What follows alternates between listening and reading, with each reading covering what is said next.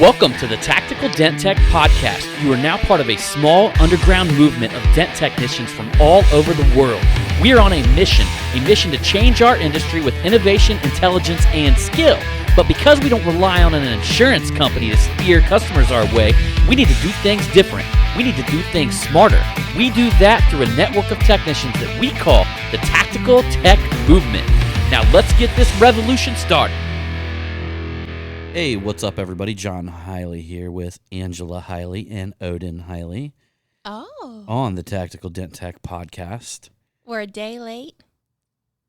But we're not $1 short. That's right. Maybe a little bit. So, but that being said, y'all, man, we've been busy as shit. And then we talked about last week about the new puppy, Odin, that we got a hold of a few weeks back. And I want to say we're going on week 2 with him. Yeah. And we take him to the vet, and he's got everything that a puppy gets. Like anything that you can possibly think of that a puppy's going to come with. Yeah. He had an ear infection. Yeah. He had worms, which the worm medicine that they gave him wasn't doable. So they had to prescribe him 2 different types of worm medicine. And then all of a sudden he started getting a little cough a couple days ago. And we took him to the vet again. And here he ended up getting like a small case of kennel cough, which can be common, especially in puppies, since their immune system is not strong. And that is the reason that we botched our podcast time. So we had to take him down. I think we scheduled an appointment at the end of the day. We normally close our shop at 3:30. I know it's kind of an odd time, but there's a lot of times, of course, you guys know that we do the media websites, and we got the Dent Trainer Media, and then I got Dent Trainer, and all these things take additional time. It's so funny that like customers come in here and we'll tell them we close at 3:30. They'd be like, banker hours, huh? We're like, no. Not necessarily, man, but you know, you can get your car at 3:30. Yeah. But we ended up scheduling an appointment. We actually went in yesterday, I think it was, and it was 4:30 by the time we were able to get him in. We got the first available. They put him on a new medication, which seems to have, it works. Yeah, basically, like anytime a dog has kennel cough, if they're a little bit of an older dog, the only time you really have to worry is if they are a puppy or a very elderly dog. Normally, just your average, like if he's 6, 7, years old, they're going to go ahead. Their body can go ahead and fight that off. But no, not poor Odin here. Yeah, they didn't want him to get an pneumonia, so. Yeah, which can happen. But the medicine they gave him seems like it's working like a charm. He hasn't. And it's so weird, though, because like when they cough, it actually sounds like anytime like when you get a chest cold and you got that yucky cough going on, like that's exactly what it sounds like. Yeah. I thought he had like a fur ball caught in his throat to begin with or something like that, because he was like, and apparently that's what it sounds like when a dog coughs. Yeah. But we caught it right at the perfect time, Yeah. I think, we didn't want to wait any longer because it could have got worse. We're going to have a healthy puppy here eventually. Yeah. We're trying to nurse him back into shape. Poor baby. Yep. So nurse him back into shape. He latched onto my nipple the other day. No, you did not. I did not want to take him off. I said, this may ruin him for life. Just let him run his course. No, but I will say that, like, Odin is John's shadow. Like, it is the most cutest thing ever. Like, this little boy has, like, taken to his daddy, John. I mean, like, that's his number one. I don't know. This dog is like in awe. He follows him around the house and like he's his little shadow. And you should see it because he's got his like, when he's walking, he's like super duper proud and he's got his chest all puffed up. Like, yeah, I'm walking with my dad. Well, I took care of him a lot this time around. So I would say I've been more involved with him because I know she's got 2 to deal with, 2 dogs to deal with. And then I'm taking him out early in the morning and, running him out. And he likes to sit because I normally write emails. You guys, if you guys have been getting my emails, I've been sending 2 emails a day, one in the morning and one in the evening. And he'll I'll take his little kennel cage, put it beside me, and set him in there. He'll be fine. The moment you stick him in another room or something like that, he just goes off the hook. So all hell breaks loose. Like, Yep. I told John, I was like, you know what? I'm like, when you're at the house, like on the weekends, John's been working on the weekends, but so he's at the shop, and we'll be, me, Odin, Jonathan, and the other dogs will be at home, and Odin is a totally different dog. Like, he is yappy. He's pissed off. He's pissed off because Daddy is not at home. Or he's not there. But he's right here behind us right now. So he's sleeping in his little playpen area back here.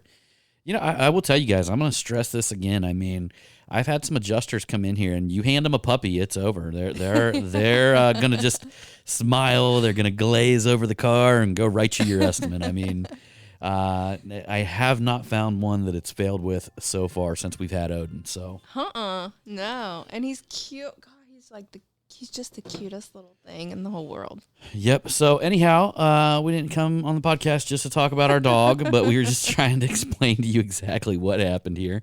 We are going to talk a little bit about a few prank calls we've been collecting over time. Yeah. Here a little bit later in the podcast, and I've actually got this new. It's called a Rode Podcasting Pro, and I have the memory card sitting here, and I have not connected the two. We're actually talking through it, but I'm recording it on the computer.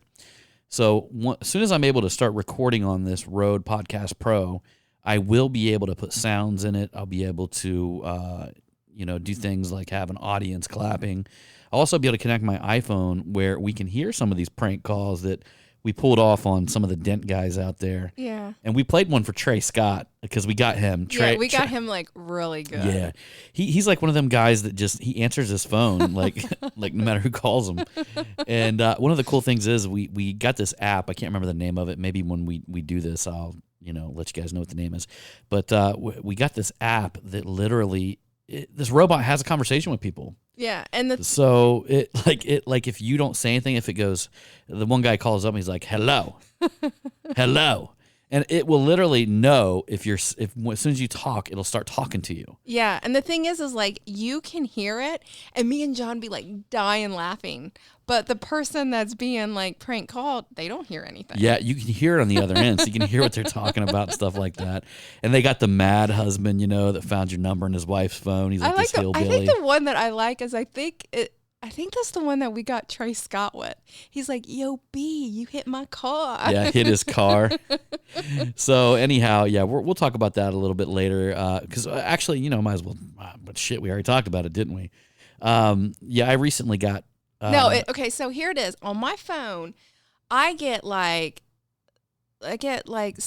they call soliciting phone calls? Yeah, I swear somebody took her phone number and put it in like some sort of database to get tons of soliciting I get calls. these things. I probably get at least like 10 to 12 phone calls a day.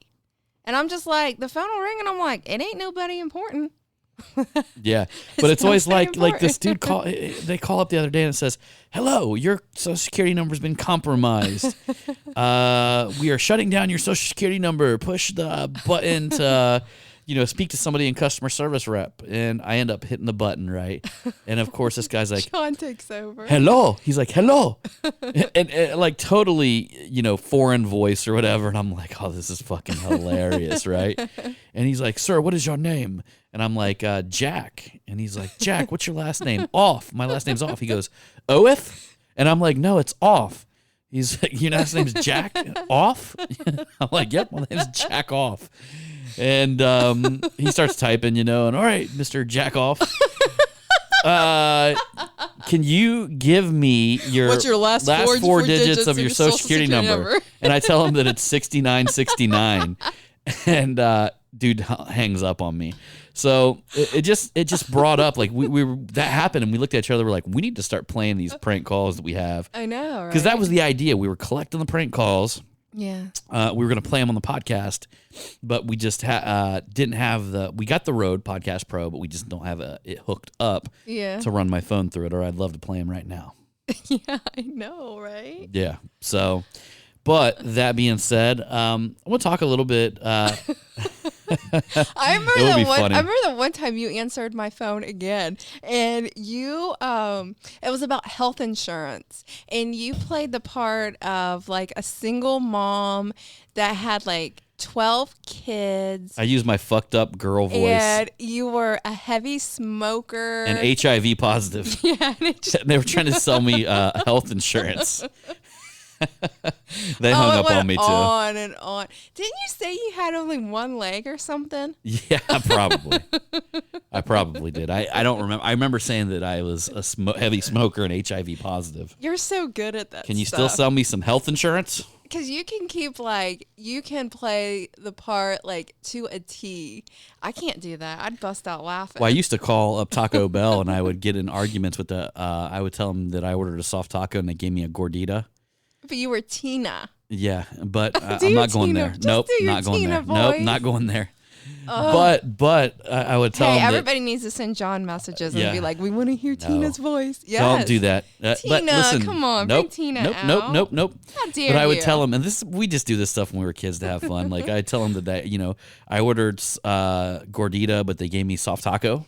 You know you want to do Tina. And then, the person would be like, well, sorry. And I bring it back. And I get down to the point where I start arguing with them for gas money. And then I'd ask them if they needed the soft taco back. And they'd say, yeah. And then I'd start screaming, Choco, stop eating soft taco. Choco, stop on. eating soft Just taco. give him just a little Tina's voice. Eek. I'm sure it's out there on a podcast somewhere. We've had some pretty crazy podcasts. I'm sure Tina's on there somewhere. These guys are probably listening going, we've heard Tina before. And I just don't even remember doing it. That's true. All right. So there you go. But something I've been thinking about lately, and we're getting into the marketing frill of everything here. Yeah. I haven't really had time to do a marketing Monday lately just because, again, of how busy we've been.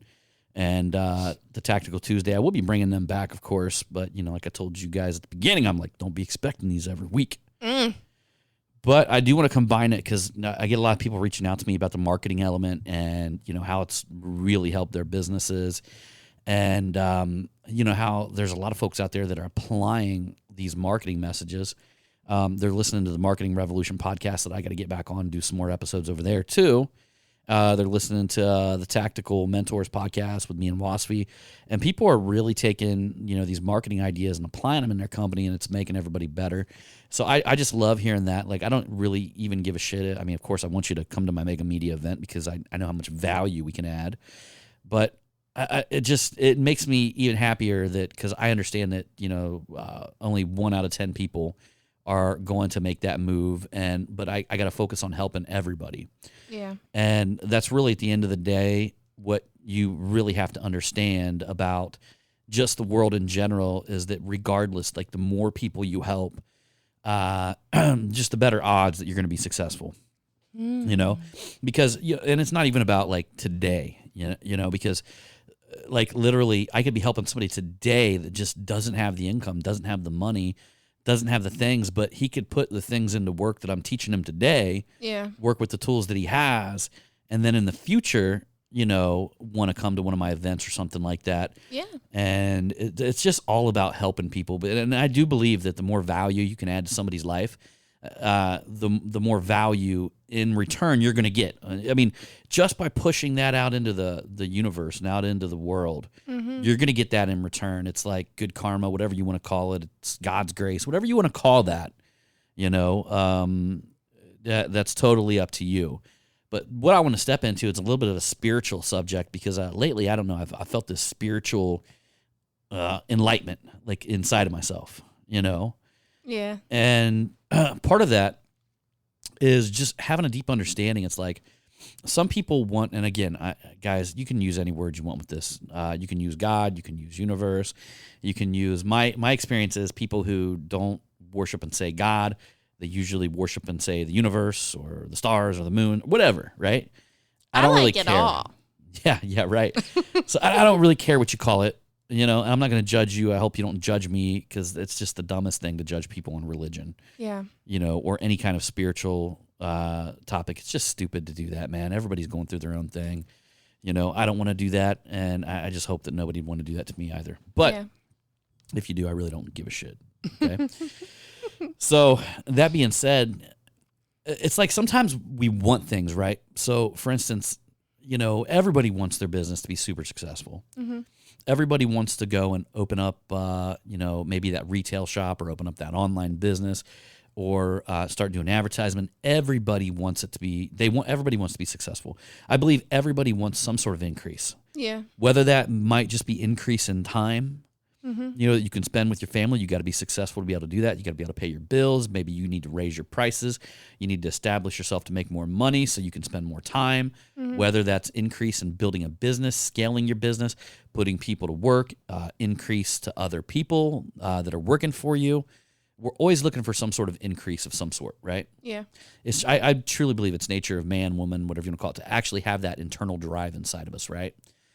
But that internal drive and the vision that we keep in that internal drive is like communication with the universe. Mm-hmm. And,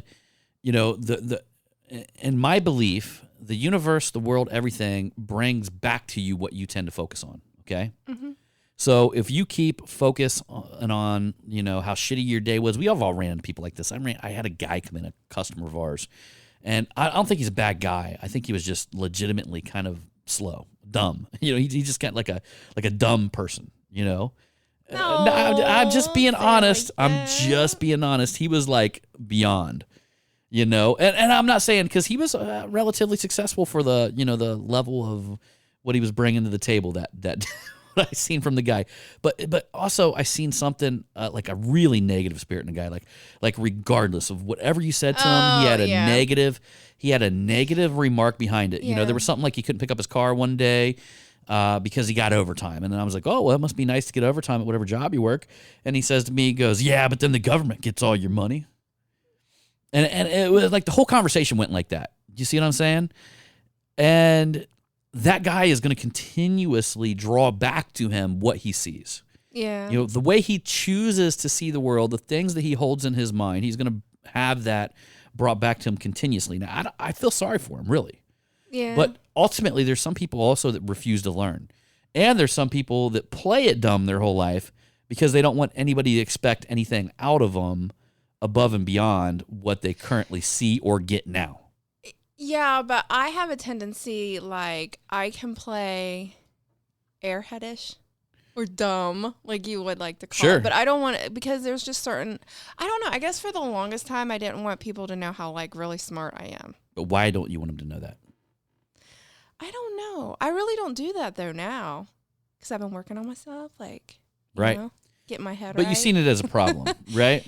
Like why do you got to play a part? And you know You're what not- it is? I think it was because I tried to avoid certain subjects. I think that's probably what it was. Maybe it had something to do with that. I don't know. There's probably something a little bit deeper. I haven't really discovered exactly what it was.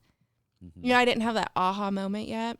Right. But I don't do that anymore. I quit Right. doing that because in all honesty, it was a bad habit and it was a bad trait. Right. Okay. And it really wasn't like I really wasn't being like that genuine person that I Sure. want to be. No, and I know people like this. In all honesty, I know people that I've met in the industry that are husbands that I know how intelligent they really are inside just by talking to them about dent removal or talking to them about these things. But when it comes to the business side of things, they play it dumb, because they don't want to take on additional responsibilities. They don't want anybody to, and they put a lot of stuff over on their wives and things like that. Yeah. Working in their business. And, I just think that when you begin to do that, you're kind of holding yourself back. You're putting a cap on what you're actually capable of doing. Absolutely. Of course you should delegate, but there's never a point where you should refuse to grow because you don't want people to expect more out of you. Yeah. And that's almost like, for instance, that'd be like a tree. I'm gonna try to explain this as best I can. That's like a tree refusing rain because it doesn't want to grow. Okay. And the tree is saying, no, I don't want rain touching me because I don't want to grow. Mm-hmm. But does it really take effort for the rain to touch you? No. No. And people, for some reason, we get this, and I'm as guilty as anybody else. We get this thing that says if we grow, it's going to cost us more personally. Yeah. Or it's going to cost us more time personally. And one of the big shifts that I'm making quite often is that when I grow, I don't want to think about growing my responsibilities. I want to think about growing the value that I can bring in people's lives around me, right? Mm-hmm. So I got to pay this guy to help me. I got to pay this person to help me. I got to, get my wife more involved, right? And that is the type of growth that you got to think about moving forward, okay? There's two ways. It's like you can only do so much, all right? You got to focus on getting outside of yourself and moving things with leverage. You got to learn how to create leverage around your life. Yeah. And in all honesty, that's the big journey that I'm on right now, okay? And a lot of that has to do with some of the podcasts that I talked before is about creating systems. And really, the funny thing is, for the longest time, I thought that it was so hard, but all it is articulating and documenting once how you do something and putting it in a framework that other people can do it. Yeah, you're creating structure. So, yes, it may take you longer to do it now, but how long does it take you to do it every single time, right? Yeah. So running full circle to where I was going at when I started this, we all want status, we all want increase, but if that increase is going to cause us to wreck, do you really think God or the universe wants to push that towards us? No. The only way that we can move increase in our business is if we begin to organize it in a way where we won't wreck. Okay, so we're prepping. Could you imagine? Okay, I talked about Planet Fitness before, or let's just talk about McDonald's. Could you imagine McDonald's being the mammoth it is if they had different products in every store, if they had different processes in every store? If when people come in, the manager was allowed to teach people how to make different hamburgers. Wait a minute. Let's not talk about McDonald's. How about Chick-fil-A? Because Well, I love Chick-fil-A. Love Chick-fil-A. You know what? Actually, Chick-fil-A is a great example, and I'll tell you guys why. Because that's going to go to the next level of what I'm talking about here of growth, okay? Yeah. So we got the level of growth where literally if you went to Chick-fil-A and let's say they had different ice cream to make different milkshakes in every place, they had different batter for different chicken, they had the managers in control of making the menus in each store, do you think Chick-fil-A could have really grown to what it is today? No. Let's just say they didn't even have it documented. It was in somebody's mind. So the owner just kept that information in his mind and just passed it along to one guy and on to the next guy. Do you think by the time that thing got to the third store, would that recipe completely changed? Yeah. And I mean, the key to really being able to express ourselves and actually to have more time is to begin putting systems in our life that move us towards our goals. All right. And I'm going to go full circle to that because Chick-fil-A is a perfect example. And there was one day I was sitting in the drive-thru, and I have read the book by the owner of Chick-fil-A. I've actually read it. It's a phenomenal book, by the way. But I can't remember what the title is. It's been a couple years since I read it, but maybe I'll have that on the next podcast. But he has built something in his business that gives the people that work for him the same opportunity that he had. Okay? Everybody's happy there too. They're so happy. And I'll give you the reason why he structured that business to number one, and McDonald's does the same thing, by the way. They promote from within, okay? So I'll give you guys a quick example of that. I had a guy who I worked on his Mustang, and he was driving around a Chick-fil-A Mustang. Well, Chick-fil-A bought that Mustang for him. He owns one of the Chick-fil-A's around here. He started out as an employee working behind the cash register. Really? Yeah, and the guy's probably, when I met him, been a couple years, 45 years old. Yeah. And he's probably got that Chick-fil-A franchise when he was 40. So Chick-fil-A is so smart. Think about this. Think about if we operated like this in paintless dent removal, okay? So we all want to grow, right? And I'm seeing a lot of paintless dent removal companies grow in multiple shops, okay? Structure your business to where you got a duplicatable process, right? And then reward people for their loyalty. So, for instance, if you got a guy who started with you and worked his way up and is learning the process, he follows the process all the way through and actually knows that the processes are a structure of your business, could you afford at one point to invest in his own store? Absolutely. Right? Yeah. And you're now the franchise holder. And you're getting a small percentage, but he's getting his dream realized in your business, right? Yeah. And then you put his face up on the wall and you tell the next group of employees that, you know what, you guys could be this guy right here. Yeah. You guys don't have to go out and do it on your own. I've got the system. I've got the processes. I've built this beautiful thing. I'm building a strong culture. We have a mission right here on the wall, okay? This is what our mission is. This is who we serve. This is what we do. This is why you're working here. You know, you put the big why behind your business and you bring people in and you promote from within and you build your business and your growth from within by treating your people and fulfilling that natural desire for increase. Yep. I think that's, in all honesty, you know, that's been the biggest issue, in my opinion, in Paintless, with me as well, hiring employees in the paintless dent removal industry, is that you always feel like you're going to hire them and then they're going to leave you and all this kind of stuff, right? Yeah. I don't blame them. If you don't have anywhere to go for them, if you don't have any structure, if you don't have, you know, somewhere for them to rise to, some sort of opportunity for them to rise to, some sort of reason for them to stay with you in the long term, it doesn't matter. At one point, they're going to leave you. Yeah. And they're going to feel perfectly justified in doing so because we will all justify our actions, you know. And the truth of the matter is it's a day and age where we need to become different types of leaders who really put something together that can move without us. We can give dreams to the people that work for us, you know. And instead of maybe just having somebody work for you, how about you work on building each other's dreams together? Ooh, I like that. You know, I like that. In all honesty, it's the new future of business.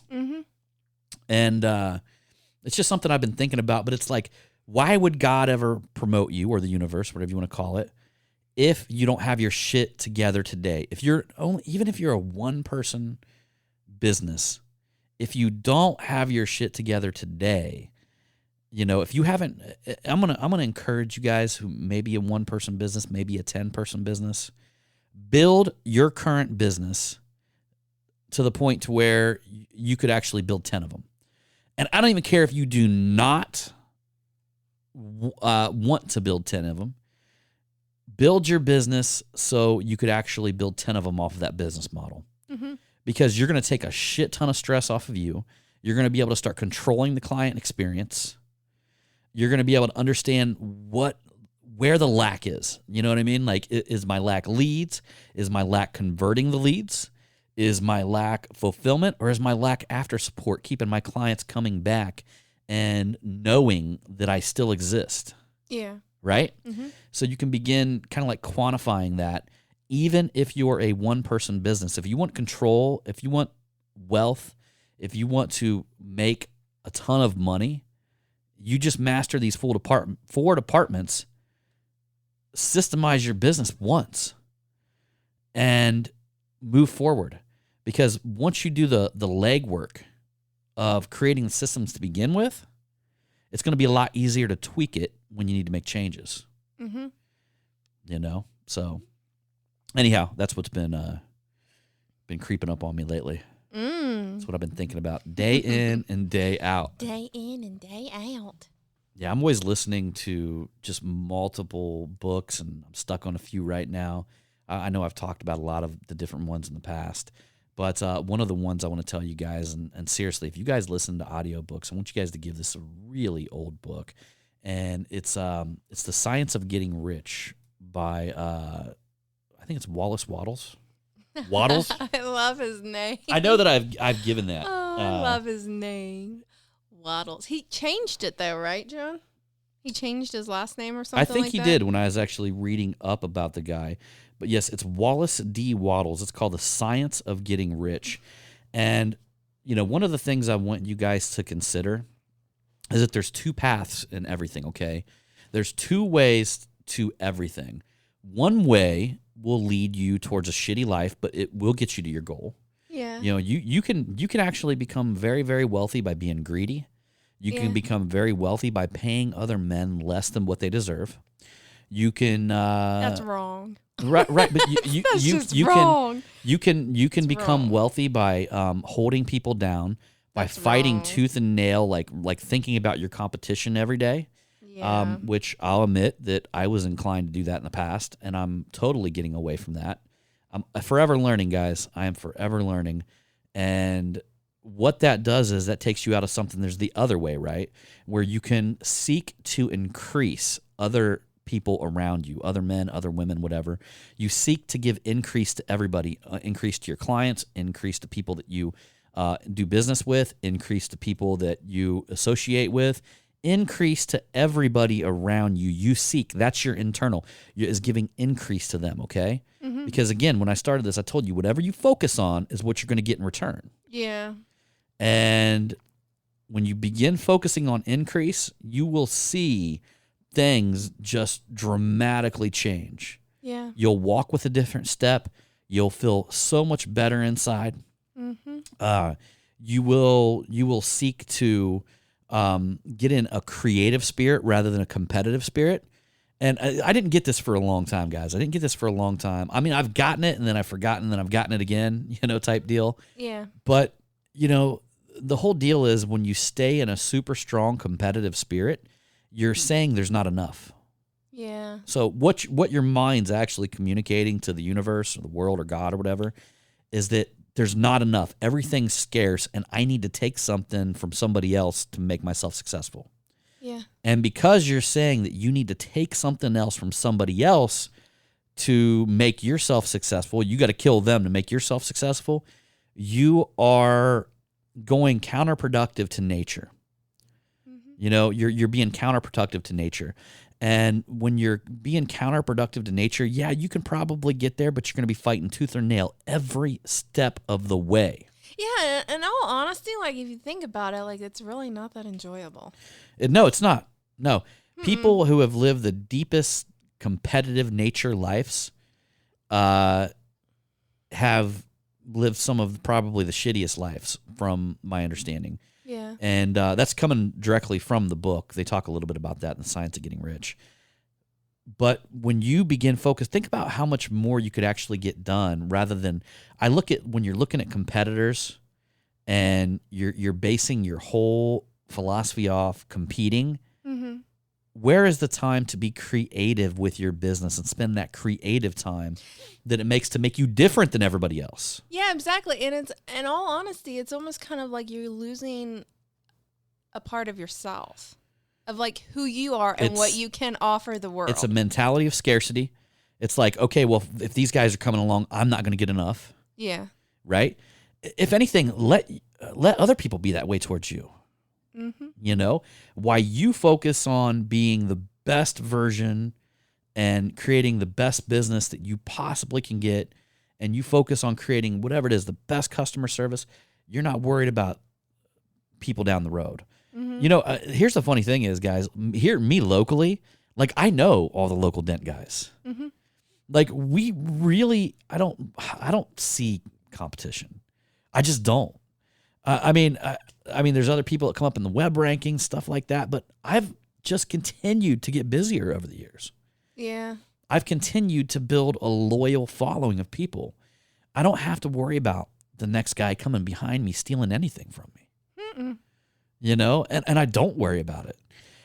So, that being said, I want you guys to think a little bit about that. Think a little bit about what you think about on a daily basis. What are you actually projecting out there? What are you feeling, on a daily basis? Are you trying to like become a benefit? Because when you become, I'll tell you guys this, when in your heart, you really seek to give life to other people. Mm-hmm. Okay. So when you give increase to other people, that means you're increasing their life. You're increasing their abundance. So you're literally, when you seek to give increase, you're giving life. Mm-hmm. You're filling people with life. Yeah. When you seek that as your primary goal, day to day, how do you think people see you? Okay, because I'm here to tell you guys, and I talked about this on the podcast, 90% of what we say is our energy. Yeah. What the way we communicate with other people, it's an energy. Mm-hmm. And the moment you see somebody, there's a lot of times right when they're full of shit. Yeah. And there's like these strong mental cues where, like, literally, have you ever felt like you just kind of maybe overpriced a job or something like that, and then there was a silent pause between you two, and you kind of felt like they figured you out, and nothing really went down, Yeah.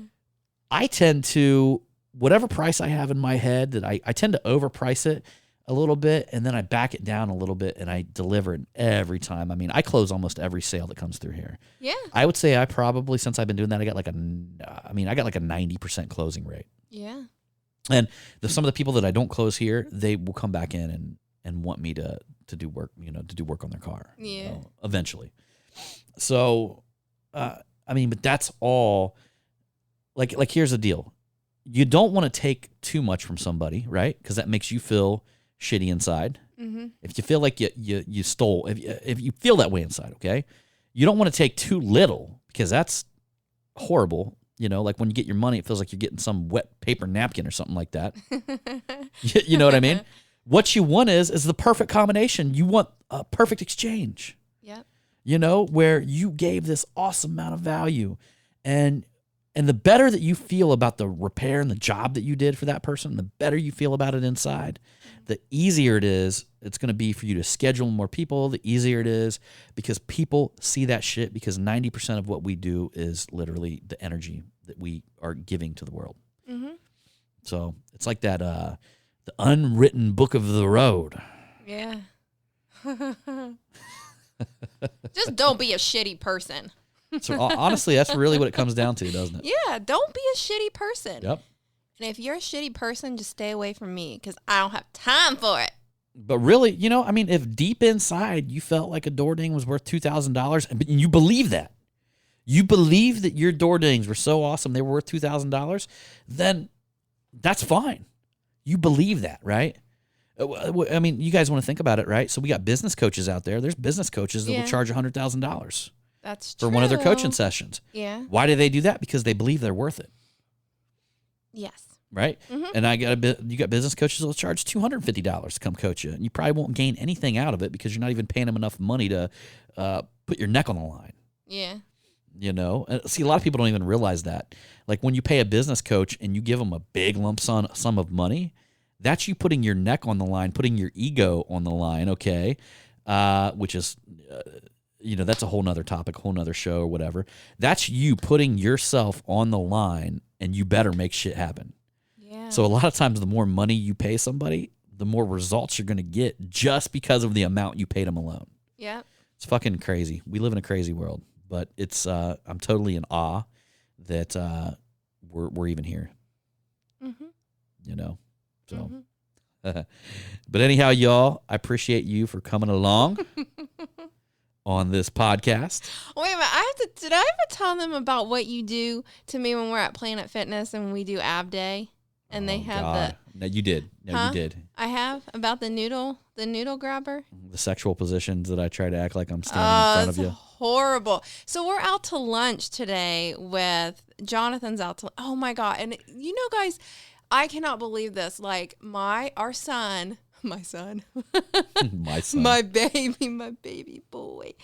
God, he's going to be fucking 18 in less than 2 months. This is so crazy. I was just like, oh my God, holy shit. I'm like 39 years old and Jonathan is And we're getting him a tattoo for his graduation present. No, it's a graduation/birthday. It's going to be a full sleeve. Yep. But anyways, so he was out to lunch with me, lunch with us today. And John said something to him about saying like how I'm so mean to him. And I'm like, she can get pretty grumpy early in the morning. Yes. But I'm like, hold up, mister. What were you doing? Like, I'm trying to do this ab machine, like this workout thing. And you're over here standing. Well, it's so to funny where because it looks like I'm giving you either a BJ or I'm like licking your rear end. And it's well, the funny thing is the machine sits right under a ledge where only thing you can see is her head popping up and then or her head bobbing up and down. And then there's the ledge. All the people on the lift-up machines can see her head just bobbing up and down. And then there's like a pole there, or like a 2-foot little wall, whatever. And I can stand in front of it and do the funniest things where all they see is her head bobbing up and down. Yeah. And they see me standing there behind it, like, And John will stick his leg up on the ledge, and I'll be like, stop. I was like, don't do this. And I forget, he said something, or he said, oh, wait a minute. Didn't you say something about being a show off or something like that? I forget exactly what I said. And I know it was kind of snarky. Probably. Wait, the other morning I was, I put a t-shirt on I came downstairs. I asked her, I was like, is this t-shirt too small for me? And she goes, I don't know. Is it? Well, I'm just like, come on, stand in front of the mirror and raise your arms. And if it turns into a belly shirt, then you know it's too small. All right, everybody. Anyhow, we're bouncing out of here. Yeah. We'll see you on the next one. All right. Hey, wait a minute. You see what now? Don't we need to do our little thing? Yeah, do it. Oh, remember, it's all about the motherfucking hustle. Pew, pew. Bang, bang.